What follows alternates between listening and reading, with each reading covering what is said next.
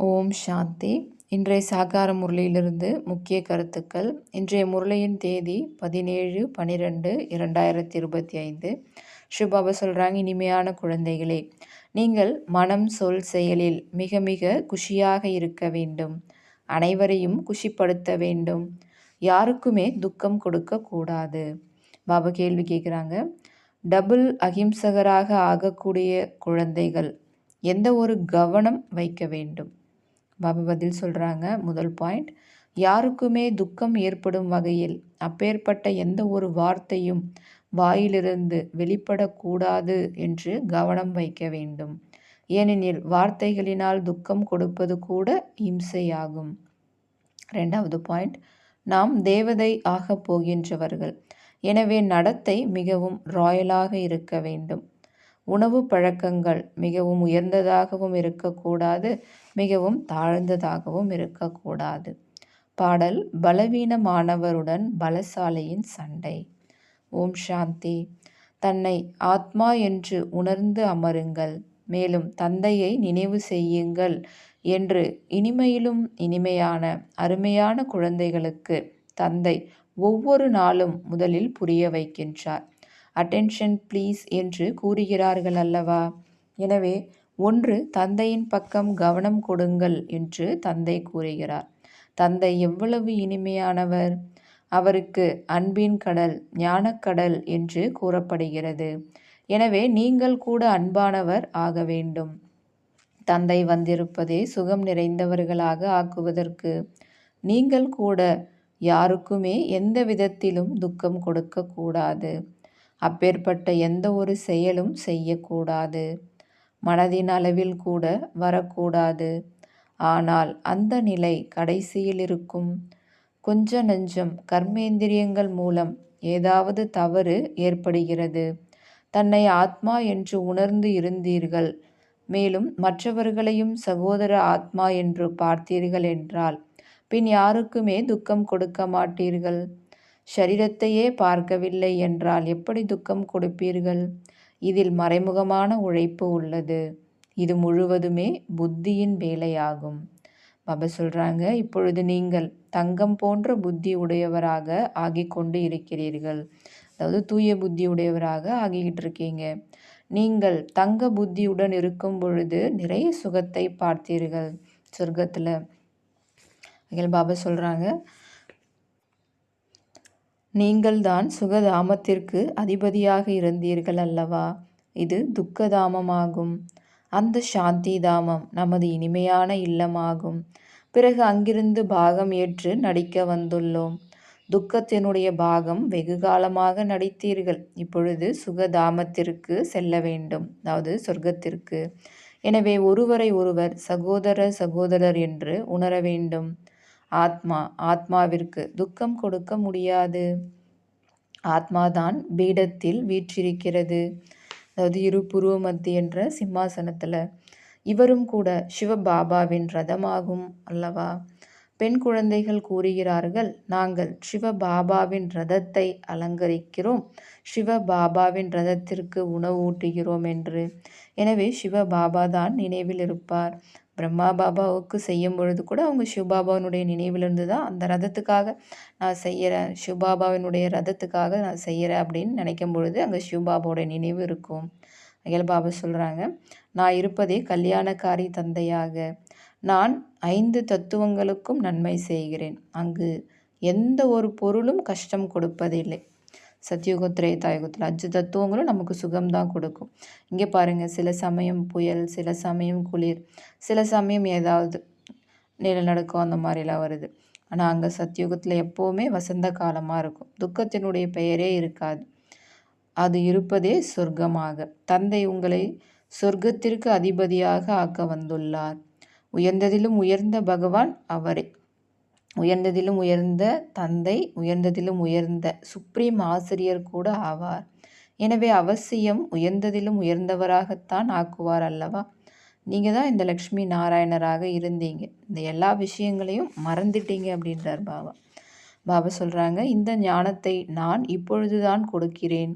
உங்களுக்கு சத்கதி ஆகிவிட்டது என்றால் பின் ஞானத்தின் அவசியம் இருக்காது. துர்கதி ஆவதே இல்லை. சத்யுகத்திற்கு சத்கதி என்று கூறப்படுகிறது. இங்கு இருப்பது துர்கதி. தந்தைக்கு லிபரேட்டர், கைடு, படகோட்டி என்று பாடப்படுகிறது. விகார கடலிலிருந்து எல்லோருடைய படகையும் கரையேற்றுகிறார். அதற்கு பார்க்கடல் என்று கூறுகிறார்கள். இந்த 5 விகாரங்கள் நிறைந்த உலகத்திலிருந்து நம்ம ஆத்மாக்களாகிய நம்ம எல்லாரையும் பாபா ஞானம் கொடுத்து தூய்மையாக்கி கூட்டிகிட்டு போயிட்டு பிறகு சொர்க்கத்துக்கு அனுப்பி வைக்கிறார். அதுக்கு அந்த சொர்க்கத்துக்கு தான் பார்க்கடல்னு சொல்லப்படுது. பாபா சொல்கிறாங்க, குடும்ப காரியங்களில் இல்லற மார்க்கத்தில் தாராளமாக இருங்கள். ஆனால் தாமரை மலரை போல தூய்மையாக இருங்கள். இப்பொழுது நீங்கள் முட்களிலிருந்து மலராக ஆகிக்கொண்டு இருக்கிறீர்கள். இது முட்களின் காடு என்று தெரிய வருகிறது. ஒருவருக்கொருவர் எவ்வளவு துன்பம் கொடுக்கிறார்கள், கொன்று கூட விடுகிறார்கள். எனவே உங்கள் அனைவருக்கும் இப்பொழுது வானப்பிரஸ்த நிலையாகும் என்று தந்தை இனிமையிலும் இனிமையான குழந்தைகளுக்கு கூறுகிறார். சிறியவர்கள் பெரியவர்கள் அனைவருக்கும் வானப்பிரஸ்த நிலையாகும். நீங்கள் சப்தத்திற்கு அப்பாற்பட்டு செல்வதற்காக படிக்கிறீர்கள் அல்லவா? அதாவது ஆத்மாவாகிய நாம் பரந்தாம வீட்டிலேருந்து வந்து 5000 வருடம் ஆயிடுச்சு. திரும்பவும் நாம் அந்த வீட்டுக்கு போகணும். அதுக்கு தூய்மையாகணும். அதுக்காக தான் இந்த படிப்பு. அப்பாவை நினைக்கணும், தூய்மையாகணும், வீட்டுக்கு போகணும். பாபா சொல்கிறாங்க, உங்களுக்கு இப்பொழுது சத்குரு கிடைத்துள்ளார். அவரோ உங்களை வானப்பிரஸ்தத்தில் அழைத்தே செல்வார். இது யூனிவர்சிட்டி ஆகும்.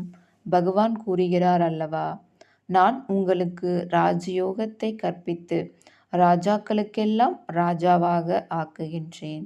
யார் பூஜைக்குரிய ராஜாக்களாக இருந்தார்களோ அவர்களே பிறகு பூஜாரி ராஜாக்களாக ஆகிறார்கள். ஆகிய பாபா சொல்கிறாங்க, குழந்தைகளே, நல்ல முறையில் முயற்சி செய்யுங்கள். தெய்வீக குணங்களை தாரணை செய்யுங்கள். ஞானம் மிகவும் இனிமையாக உள்ளது.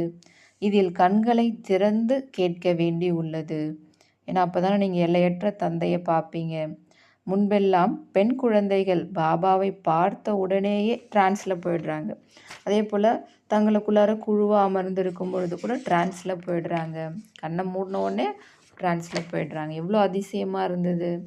ஒருவரை ஒருவர் பார்க்கும் பொழுது நான் சகோதர ஆத்மாவிடம் பேசுகின்றேன், சகோதரனுக்கு புரிய வைக்கின்றேன் என்று உணர்ந்திருங்கள். நீங்கள் எல்லையற்ற தந்தையின் ஆலோசனையை ஏற்றுக்கொள்ள மாட்டீர்களா?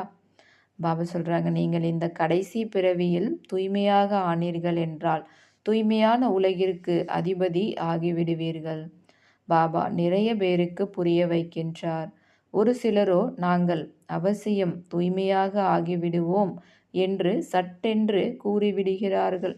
தூய்மையாக இருப்பது நல்லதுதான். தூய்மை இருக்கிறது என்றால் சுகம், சாந்தி இருக்கிறது. எல்லாமே தூய்மையை பொறுத்ததாகும். பாபா சொல்கிறாங்க, பாவன உலகத்தில், அதாவது சொர்க்கத்தில் ராவணன் இருப்பதே இல்லை. அது இருப்பதே ராமராஜ்யமாக.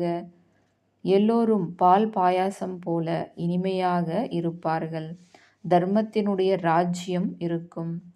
வேறு எந்த சத்சங்கத்திற்கும் செல்வதற்கும் தடை விதிப்பது இல்லை. பாபா சொல்கிறாங்க, இங்கே எவ்வளோ தடுக்கிறாங்க வர்றதுக்கு. தந்தை உங்களுக்கு ஞானம் அளிக்கின்றார்.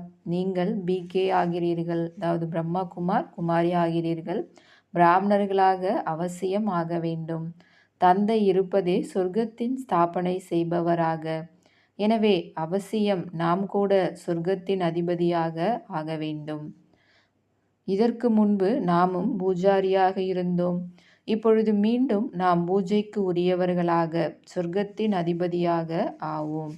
இது நரனிலிருந்து நாராயணராக ஆவதற்கான ஞானமாகும். பதீத்தமான ராஜாக்கள் பாவன ராஜாக்களை வணங்குகிறார்கள். ஒவ்வொரு மகாராஜாவின் அரண்மனைகளிலும் அவசியம் கோவில் இருக்கும். அது கூட ராதை கிருஷ்ணர் அல்லது லக்ஷ்மி நாராயணர் அல்லது ராமர் சீதையினுடையதாகத்தான் இருக்கும். தற்சமயத்திலோ கணேசர், அனுமார் ஆகியோருக்கும் கூட கோவில் கட்டிக்கொண்டே இருக்கிறார்கள்.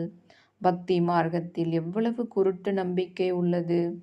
பாபா சொல்கிறாங்க, உண்மையில் நாம் ஆட்சி புரிந்தோம், பிறகு வாம மார்க்கத்தில் விழுகின்றோம் என்பதை இப்பொழுது நீங்கள் அறிந்துள்ளீர்கள். இது உங்களுடைய கடைசி பிறவி என்பதை தந்தை புரிய வைக்கின்றார். பாபா சொல்கிறாங்க, இனிமையிலும் இனிமையான குழந்தைகளே, முதலில் நீங்கள் சொர்க்கத்தில் இருந்தீர்கள், பிறகு இறங்கி இறங்கி தரைமட்டத்தில் வந்து விழுந்துள்ளீர்கள். அதாவது தேவதா நிலையிலிருந்து கீழே பிறவி எடுக்க எடுக்க குறைஞ்சி குறைஞ்சி கலைகள் சக்திகள் எல்லாம் இப்போ கீழான நிலைக்கு மனிதராக மாறிட்டீங்கன்றார். நாம் மிகவும் உயர்ந்தவர்களாக இருந்தோம், மீண்டும் தந்தை நம்மை உயர ஏற்றுகிறார்.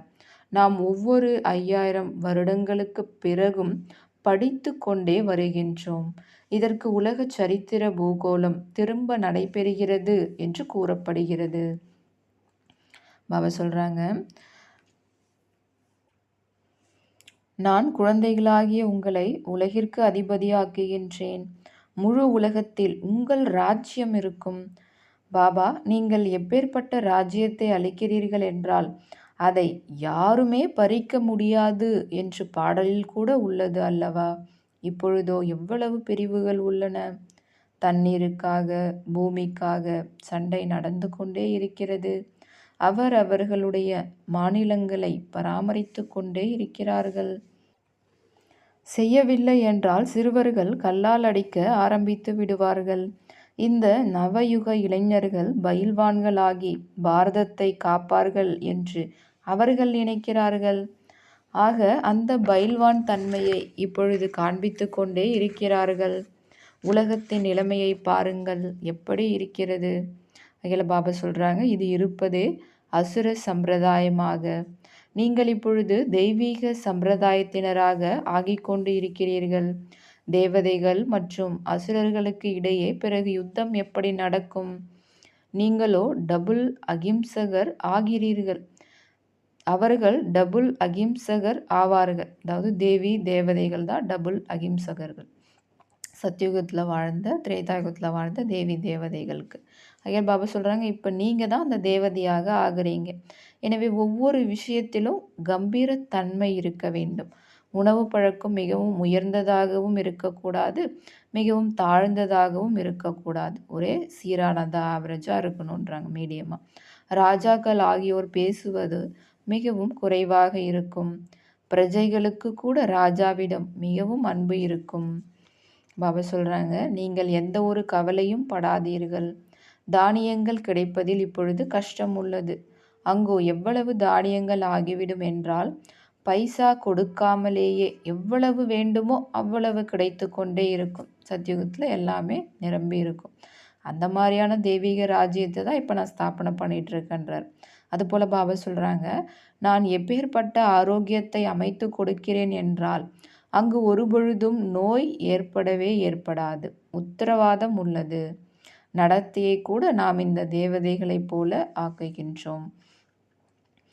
பாபா சொல்கிறாங்க, இப்பொழுது எல்லோருடைய தலை மீதும் காலன் நின்றுள்ளான். இன்றைக்கி நாளைக்குன்னு சொல்லிட்டே வராமல் இருக்காங்க இல்லைங்களா? அப்போ திடீர்னு மரணம் வந்துடுது. இதில் பாபா சொல்கிறாங்க, நீங்கள் கும்பகர்ணனை போல ஆகி உள்ளீர்கள். குழந்தைகளுக்கு புரிய வைப்பதில் மிகவும் ஆனந்தம் கூட ஏற்படுகிறது.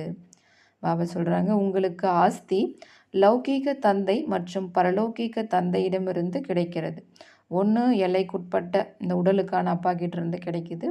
ரெண்டாவது அது இந்த ஒரு பிறவிக்கு. இன்னொன்று எல்லையற்ற தந்தை ஆத்மாவுக்கான அப்பா பரமாத்மா கிட்டேருந்து பரலௌகீக தந்தை கிட்டேருந்து கிடைக்குது. அது 21 பிறவிக்கானது.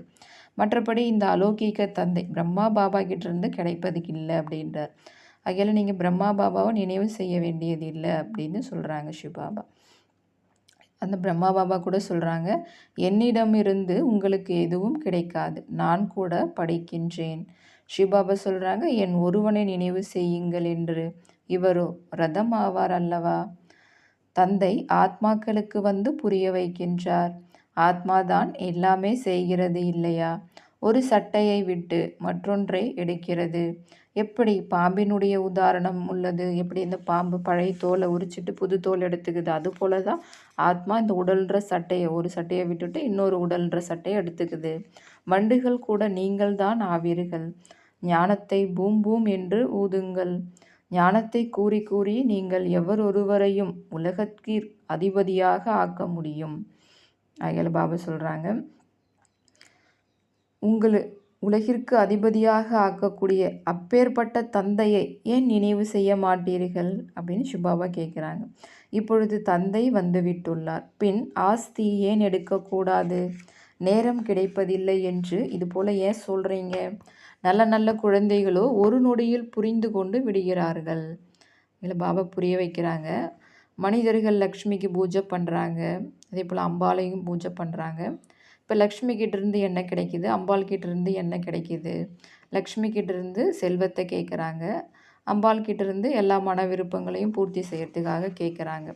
ஆனால் பாபா சொல்கிறாங்க, நீங்கள் ஸ்ரீமத் மூலமாக எல்லா விருப்பங்களையும் பூர்த்தி செய்ய முடியும். பாபா கொடுக்கக்கூடிய அந்த உயர்ந்த வழிப்படி நடந்தீங்கன்னாவே உங்களுடைய மன விருப்பம் பூர்த்தி ஆகிடுதுன்றார். நல்லது. இனிமையிலும் இனிமையான காணாமல் போய் வெகுகாலம் கழித்து கண்டெடுக்கப்பட்ட குழந்தைகளுக்கு தாய் தந்தை பாப்தாதாவின் அன்பு நினைவுகள் மற்றும் காலை வணக்கம். ஆன்மீக குழந்தைகளுக்கு ஆன்மீக தந்தையின் நமஸ்காரம், ஆன்மீக தந்தைக்கு ஆன்மீக குழந்தைகளின் நமஸ்காரம்.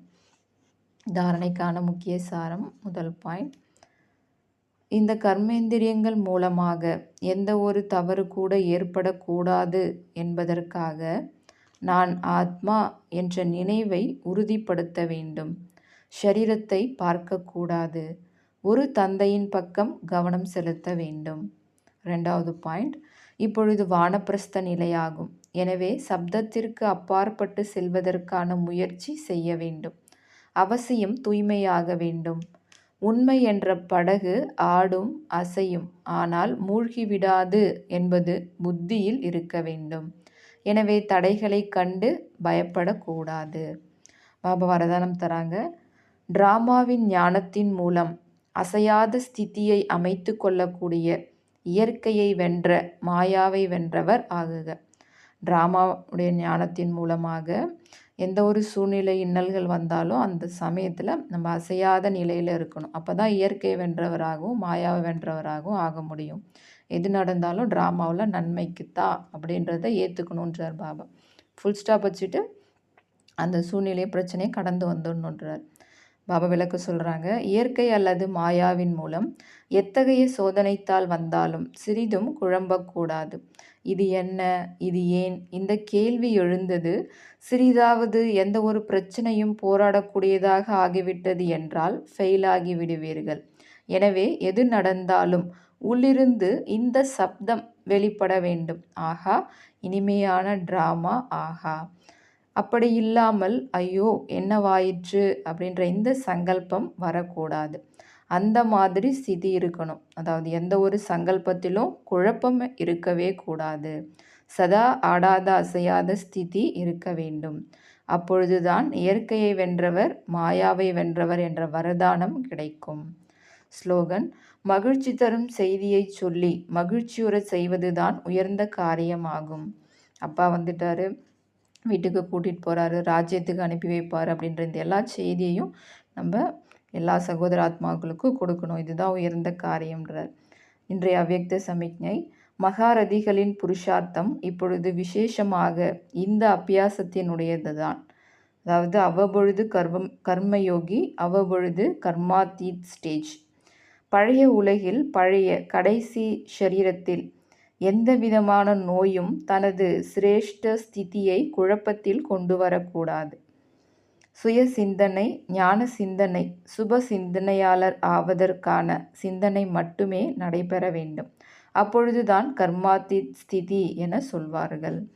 அது எந்த விஷயம் உடலுக்காக வந்தாலும் நீங்கள் அதில் குழம்பாமல் சுயத்தை பற்றி சிந்தனை பண்ணணும். ஆத்மாவினுடைய சிரேஷ்ட சோமான் பெருமிதத்தில் இருங்க.